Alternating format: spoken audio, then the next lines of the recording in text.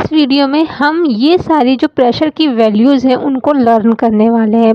तो बस वीडियो को देखो और पूरी की पूरी वैल्यू आपको लर्न हो जाएगी, याद हो जाएगी एकदम से, ठीक है।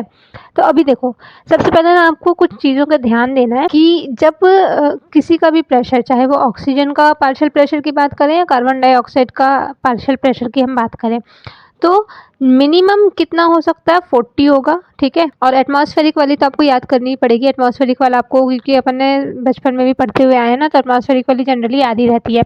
सो बाकी के में अगर मिनिमम जाएगा तो मिनिमम 40 जाएगा, ठीक है, चाहे वो ऑक्सीजन का पार्शियल प्रेशर हो या फिर चाहे वो कार्बन डाइऑक्साइड का पार्शियल प्रेशर हो।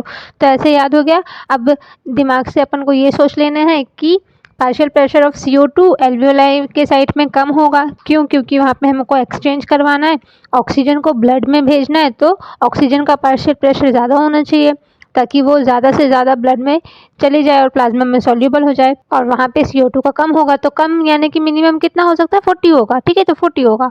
और ये भी याद रखना है आपको कि कार्बन डाइऑक्साइड का जो मैक्सिमम प्रेशर हो सकता है वो 45 हो सकता है। या तो 40 होगा या तो 45 होगा, मिनिमम 40 होगा, मैक्सिमम 45 होगा। PCO2 की बात कर रही हूँ मैं। तो PCO2 मिनिमम होगा एल्वियोलाई के जगह पर और मैक्सिमम कहाँ होगा? टिश्यू लेवल पर होगा। तो जो डीऑक्सीजनेटेड ब्लड होता है वहाँ पे भी ज़्यादा होगा पार्शियल प्रेशर ऑफ CO2 और पार्शियल प्रेशर ऑफ O2 कम होगा। जो ऑक्सीजनेटेड ब्लड है, नाम से पता चल रहा है, तो वहाँ पे ऑक्सीजन का पार्शियल प्रेशर ज़्यादा होगा। तो बस मिनिमम कहाँ होगा और कितना होगा, मिनिमम वाली वैल्यू को आपको लर्न करनी है कि वो 40 होगी, 40। और CO2 के केस में 40-45 बस होता है और कुछ नहीं होता। अब बाकी ऑक्सीजन की वैल्यू है, तो यार ऑक्सीजन एटमॉस्फेयर में सबसे ज़्यादा होती है, 159 होती है। एटमॉस्फेरिक एयर में होती है 159 PO2 और एल्वियोलाई में होगा 104, ठीक है। और टिश्यू में कितना होगा? मिनिमम होगा। टिश्यू में ऑक्सीजन का प्रेशर कम होगा, ठीक है। PO2 कम, PCO2 ज़्यादा टिश्यू लेवल पे होता है। तो PO2 कम यानी कि कितना हो सकता है? कम में 40 ही हो सकता है, 40 के अलावा कुछ नहीं होगा। डीऑक्सीजनेटेड ब्लड है यानी कि ऑक्सीजन का पार्शियल प्रेशर यहाँ पे कम होगा तो 40 होगा। ऑक्सीजनेटेड ब्लड है, ज़्यादा होगा, 95 होगा। तो ऑक्सीजन के केस में ही आपको ज़्यादातर वेरिएबल्स दिख रहे हैं, लेकिन PCO2 देखो 40-45 के अलावा कुछ नहीं है। एटमॉस्फेरिक एयर में आपको याद रखना है कि 0.03 होता ही होता है। तो ये चीज़ हो गया। अब ये टेबल आपको लर्न हो गई, ये टेबल आपको याद रखनी है।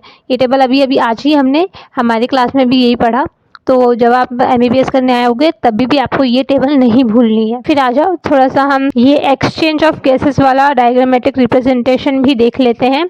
तो सबसे ऊपर जो एल्वियोलाई दिख रही है आपको, ठीक है, वहाँ पे एयर अंदर आएगी और इंस्पायर्ड एयर और एक्सपायर्ड एयर, ये जो लिखा हुआ है ना, इसको हम वेंटिलेशन कहते हैं। वेंटिलेशन का मतलब क्या होता है? हवा का आना और हवा का जाना, ठीक है। तो एल्वियोलाई में हवा आ रही है और हवा जा रही है। हवा आ रही है कौन सी? ऑक्सीजन। जा रही है कार्बन डाइऑक्साइड। तो उस केस में फिर एल्वियोलाई के अंदर PO2 कितना हो गया? 104 हो गया। ऑक्सीजन का प्रेशर ज़्यादा होगा, CO2 का पार्शियल प्रेशर कम होगा। कम कितना हो सकता है? 40 हो सकता है, तो वहाँ 40 mm ऑफ Hg है। CO2 और O2 का डिफ्यूजन होगा, डिफ्यूजन के जरिए ब्लड में ऑक्सीजन आएगा और ब्लड से ऑक्सीजन कहाँ जाएगा? एल्वियोलाई में जाएगा। जब ब्लड में ऑक्सीजन आया तो पल्मोनरी वेन, यहाँ पे लंग्स में था तो ध्यान रहे, पल्मोनरी वेन के थ्रू हार्ट में आएगा, ठीक है, ऑक्सीजनेटेड ब्लड। जब ऑक्सीजन ब्लड में गया तो जो ऑक्सीजनेटेड ब्लड गया तो उसमें ऑक्सीजन का पार्शियल प्रेशर कितना हो जाएगा? 95 mm ऑफ Hg। क्यों? क्योंकि ऑक्सीजनेटेड ब्लड है, ऑक्सीजनेटेड ब्लड में ज़्यादा होता है PO2 और PCO2 मिनिमम होगा, कितना होगा? 40 mm ऑफ Hg। फिर इसके बाद में टिश्यू लेवल पे वापस से एक्सचेंज हुआ, तो O2 CO2 के बीच एक्सचेंज हुआ। फिर टिश्यू से बाहर CO2 आया, जो CO2 जो है डीऑक्सीजनेटेड ब्लड में गया, तो डीऑक्सीजनेटेड ब्लड में PCO2 ज़्यादा होगा। ज़्यादा कितना होगा? PCO2 ज़्यादा कितना हो सकता है? 45 हो सकता है, तो 45 mm ऑफ Hg। और PO2 कैसा होगा? कम होगा, डीऑक्सीजनेटेड ब्लड है क्योंकि। तो PO2 कम है यानी कि कम कितना हो सकता है? 40 mm ऑफ Hg हो सकता है। तो बस याद कितना रखना है आपको? 40 और 45 mm ऑफ Hg। और एक्स्ट्रा चीज़ जो याद रखनी है वो ये है कि ऑक्सीजनेटेड ब्लड है, PO2 और ज़्यादा होगा, 95 mm ऑफ Hg। एल्वियोलाई में 104 mm ऑफ Hg और एटमॉस्फेरिक एयर में 159 mm of Hg। Oxygen 0.3 mm of Hg। PCO2 होगा एटमॉस्फेयर में। That's it.